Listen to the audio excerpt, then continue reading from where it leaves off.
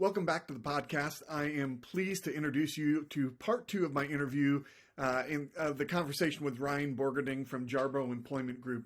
And this conversation revolves around the critical need of manufacturing companies to shift their focus from hiring for immediate needs to investing in employees' long-term careers by recognizing the value of coachable attributes over traditional skills and bridging gaps between management and operational realities and developing leadership. Firms can foster talent retention and build thriving teams. There's several aspects of this that we consider in our conversation, from the need of quality over mere numbers and importance of transferable skills from other industries, and then the disconnect between the executive goals and the floor realities. There's a lot of great insights that Ryan shares in this, and I think you'll be encouraged in it.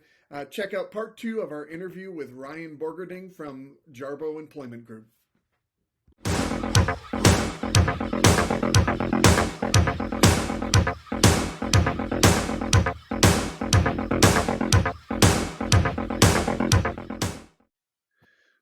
All right, so you just finished stating something that I think is so critical for us, that we're struggling with quality of talent, not just bodies. And I was recently talking with a shop owner and their leadership, and what I discovered is that a couple of members of their leadership have only been in their roles for between 2 and 4 years, and they moved to leadership roles. And I just asked, if you could be confident that a hire could become what you are 2 to 4 years into your career, would you be more confident in making hires moving forward? And they're like, oh, we'd be thrilled with that. We just haven't found that yet. And as I continued to unpack that with people, what I discovered is they didn't necessarily come from the trades background. One of them was a server in a restaurant, and the other one worked in garages and stuff like that, but got into the trades.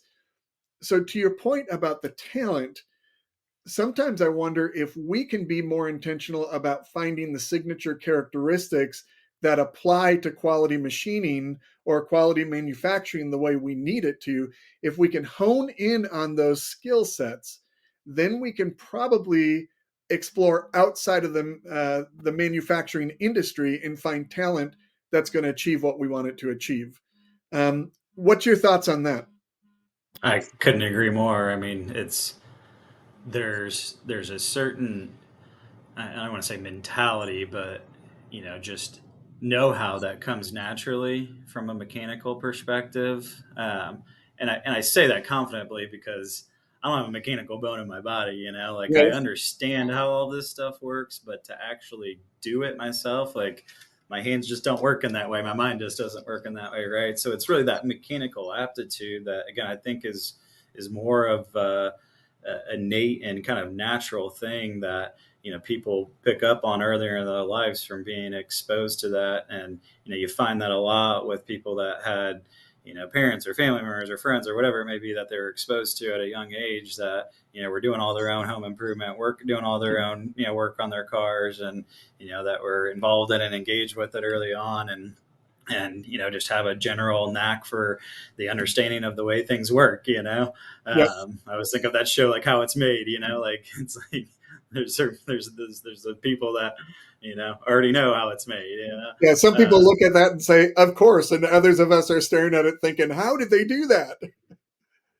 and they're for the longest time for us, right? Like, the companies aren't going to pay us a hefty fee to you know to recommend them, somebody that works in food service. Like, Yep. they're only going to be interested in people that have directly related skills from professional work and experience that they can put on a resume, right? And so naturally, that led to us not taking the time to have those conversations with folks that didn't have that those things on their resume already. But as things have gotten tighter, I should say, in the labor market, it's forced us to to think outside the box and start having conversations with just about anybody and everybody, right? And we have found a lot of success, especially here after like the post pandemic hiring craze that went on. That was really the thing that forced a lot of companies to start getting creative. And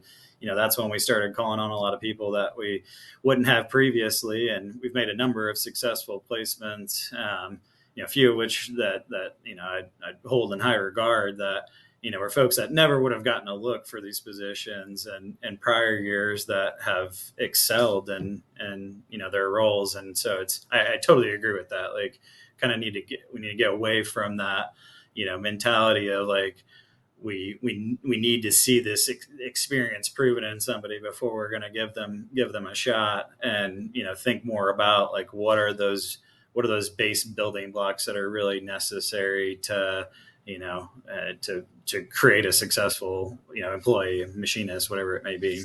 So I'm going to put this out there, and this is going to rub some people the wrong way, and I'm okay with that. Whether you are a company of 3 people or a company of 3,000 people, I think what most of us are making a mistake in this industry with is that we are hiring people for a job and we are not hiring people for a career. And we are so busy just trying to plug holes in the ship that's sinking that we're throwing people in, and we haven't created a pathway to say, you know what, this is the entry point, and the opportunities for you to grow look like this. In fact, we will provide training to people who are here for so long that's going to make them eligible to be a supervisor in the future. And we're going to invest in you and cause you to grow. And we get so tunnel visioned on looking at a skill set, and we never think about what this person needs as a vision for their future, not just a paycheck today. And if we're hiring for people who just want a paycheck today, we're going to lose those people when they can get a bigger paycheck someplace else. And I think that's one of the missing links, that organizations aren't thinking enough about their future to hire people to careers. They're just hiring to jobs. What do you think about that?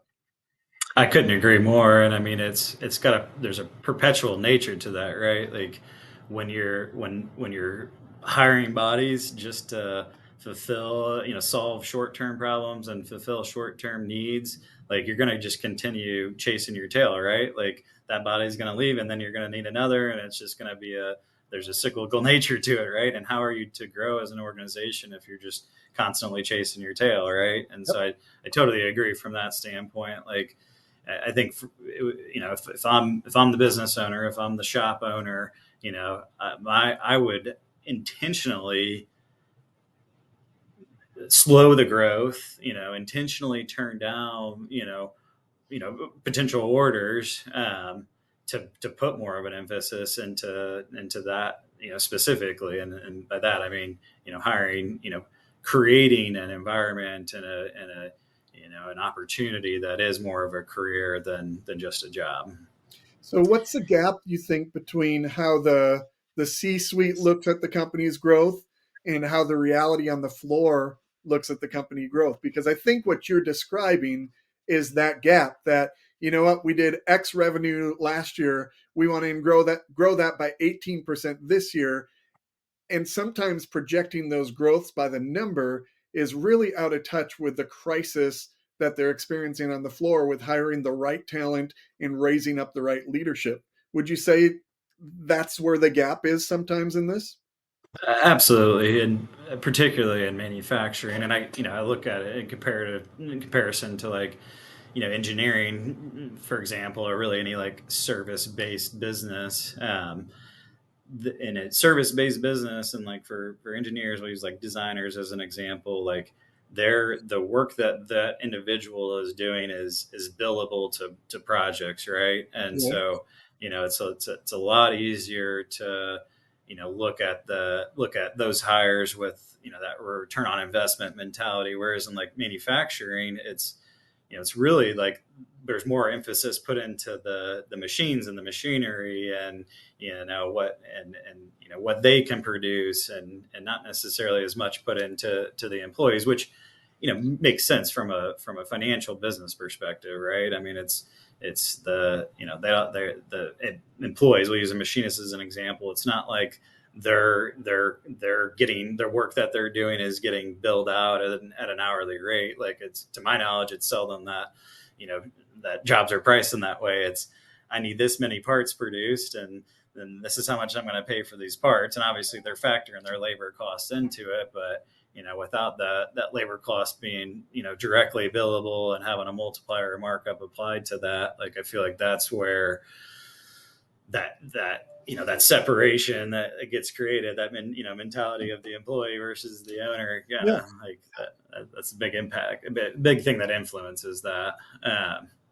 But I I haven't seen it yet, and from what I've read and researched, like, I don't know that automation is really ever going to reach the point where it's going to completely alleviate the need for people in these positions. And so, in the absence of that, like, you have to give more consideration to that individual, because they, and I think looking at them in more of in terms of, this person's actually the thing that's returning me and providing a return on my investment. It's not the machine, right?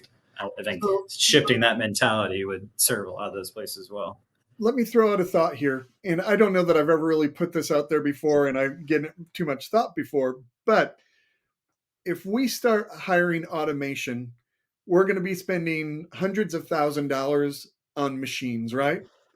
And those machines, we are going to invest tens of thousands of dollars in maintaining those machines going forward. You know what I'm saying?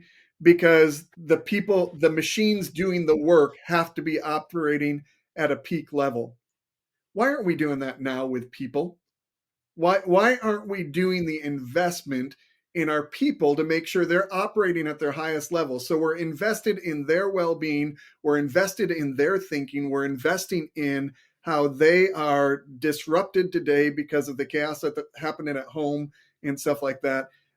I think we're making a big mistake by saying we'll hire machines to do it in the future without the reality that there's going to be maintenance cost in that. And really, there's maintenance cost in what we're doing. We're just failing to pay for that.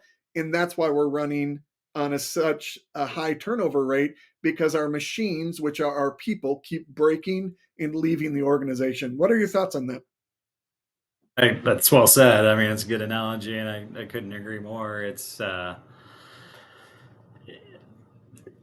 these machines are just a very expensive, large, heavy paperweight, without the people to run them, right? And so, using that, applying that mentality, like, there should be just as much, if not more, of investment of time, effort, and energy into figuring out how to make that employee as productive and happy and healthy as possible, as you know these shop owners apply to these machines.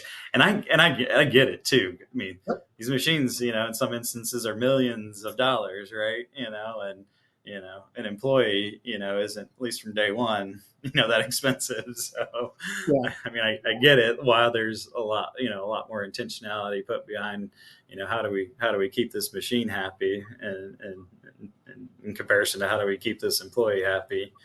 Yeah. But But not a lot of when people you keep start machines. considering the cost of retention and everything that goes into that, and I think a lot of companies and business owners have heard about, like, how costly retention is, but I don't know a lot that have actually analyzed the true cost of Yeah. what that is for them. And when factoring on all the indirect components of it, I've heard a variety of different estimates, but I don't think 5 times their base compensation is too far off from how costly it is to lose a good production employee.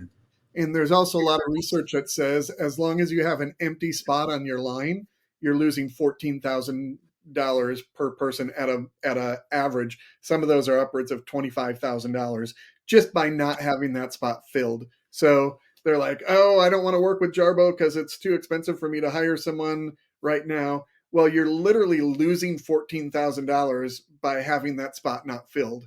And I find that to be an interesting statistic. One worth be mindful of, that's for sure. Hey, let me ask you this, and I want to be mindful of your time. We'll go another 10 minutes or so here if you're good with that. But Yeah, um,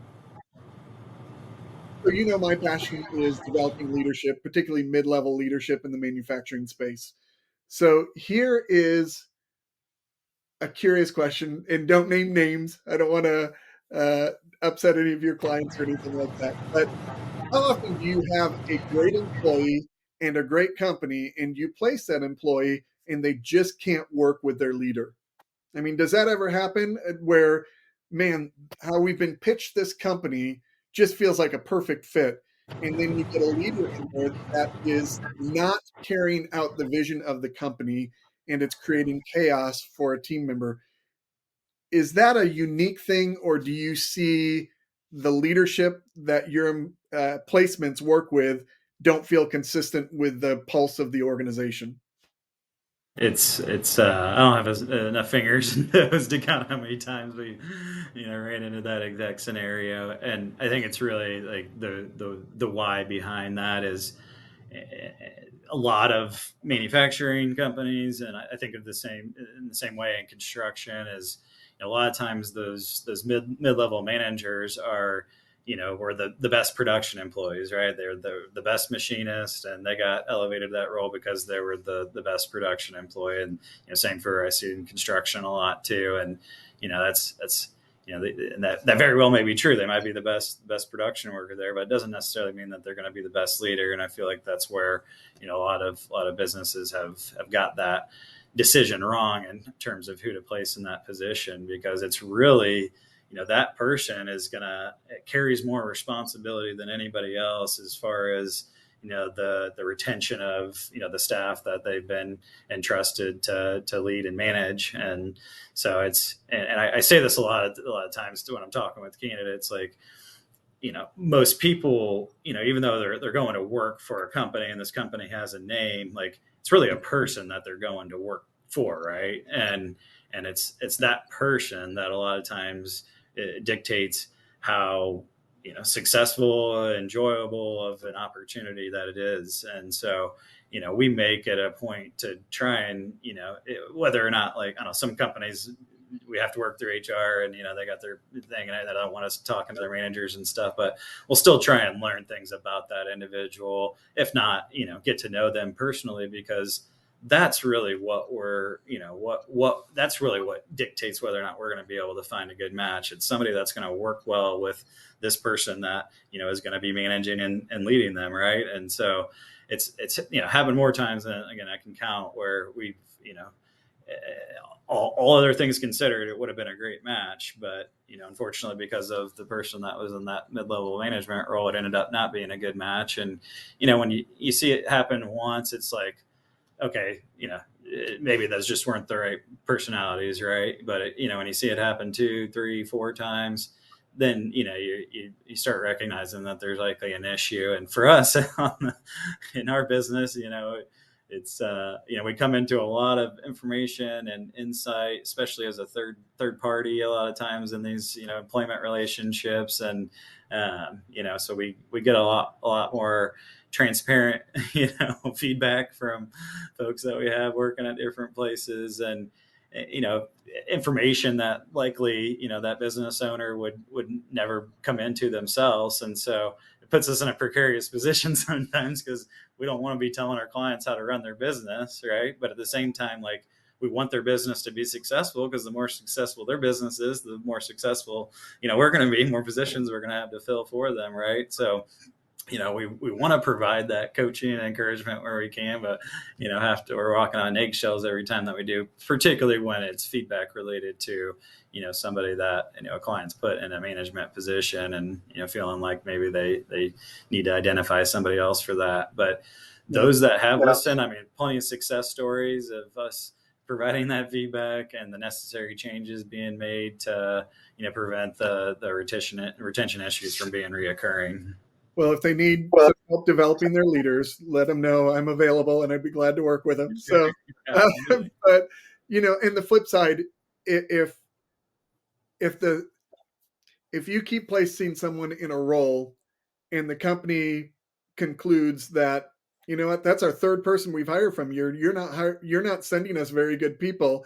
At some point, you got to start thinking, wait, maybe it's some of our infrastructure that's wrong to receive the quality of people they're sending, not necessarily our people. Their people are wrong. And sometimes you've got to look at patterns and you've got to diagnose what you're seeing based on the pattern rather than conclude that we're never wrong. And I would imagine from a staffing agency that could be very frustrating for you guys to navigate that. Well, man, this is fascinating. Anything else? What would your appeal be to a company that's feeling that staffing um, pinch and they need someone? What would you want to say to them about how Jarbo might be able to be a conversation they should have, or a partner they should collaborate with? Yeah, I'd say if you're looking for a partner that is actually gonna listen to what your problems are, and even help you to kind of define what they are at a more granular level, like we are that. And a matter of fact, like we really only have interest in partnering with companies that care enough about talent acquisition and making the right hires to put forth that time, effort, and energy, and setting us up for success.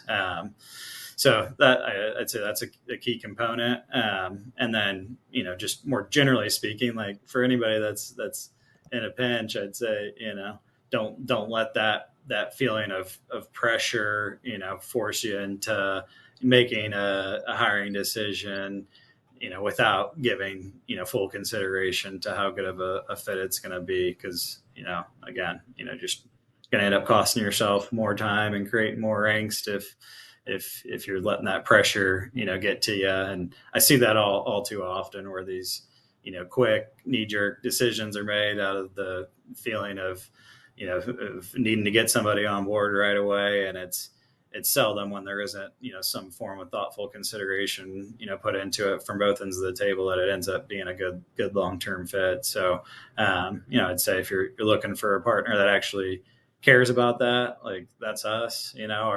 Our mentality's always been like, let's make it a point to work ourselves out of work, right? And what I mean by that is we want to make enough successful placements with our customers, with hires that actually stick, that eventually they don't need us anymore. They're fully staffed and have a team that they're able to retain. And I can say we've been successful in doing just that, working ourselves out of work. And thankfully, when you do it and you do it the right way, generally you're getting a referral to some other business that needs help. So Yeah.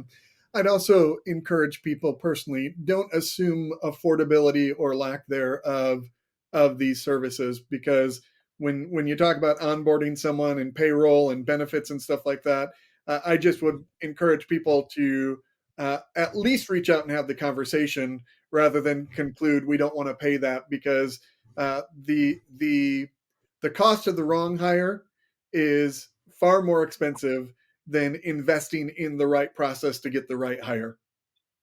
absolutely. And I just to speak to that real quick too. Like one thing that I feel like gets lost a lot of times in terms of consideration of a staffing fee is everything that goes into that. Because again, our goal is to identify the right person that we've confident could be a good long term fit.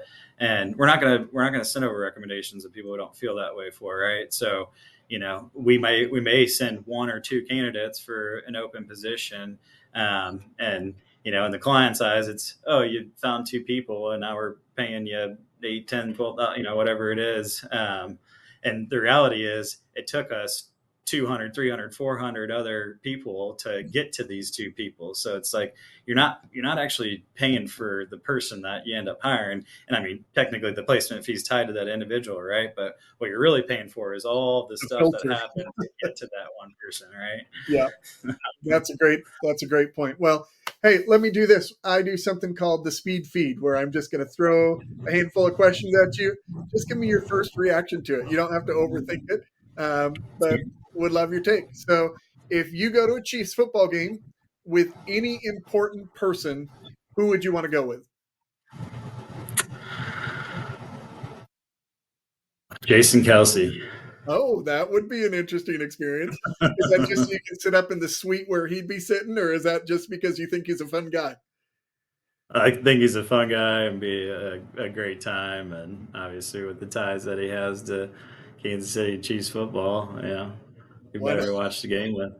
Love it, love it. So those early mornings when you have to get to an early meeting, are you a coffee, energy drink guy, or something else to keep you going?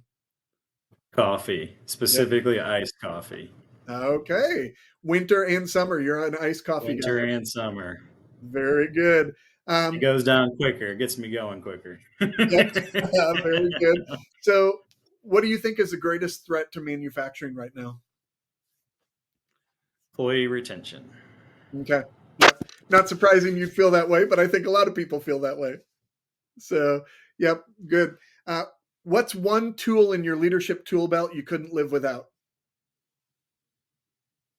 Servant mentality. Love that. How does that show up on any given day for you? Doing everything I can to position staff for success. Yeah, love it, love it. Um, if there was one leadership, if there was one skill set you could master uh, in a day, what would you pick?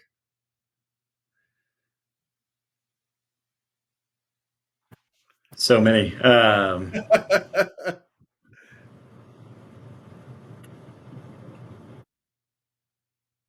Power of positive thinking. I mean, I don't There think we how go. to define that as a skill set, but No, I absolutely think there's a skill to that.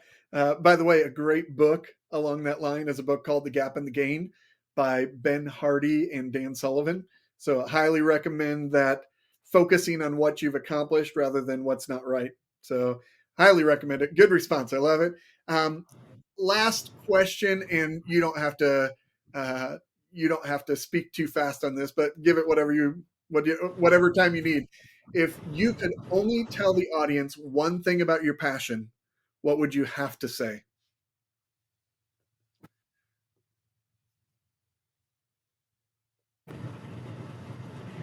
my passion is to leave a leave a lasting impact. Make the world a better place, and um, it's the older I get, the more I come to realize that it's impossible to be everything to everyone. So, just being mindful that there's a ripple effect to, the things that you do in life. And, even though it may not seem like a very significant impact that you're leaving on the world, if you influence an individual in the right way, again, it's got that ripple effect. So, Good. And that's a great way to end things. Thanks so much for being a part of this, Ryan. yeah, appreciate it, Ryan. We'll see All you right. later. Take care. Later.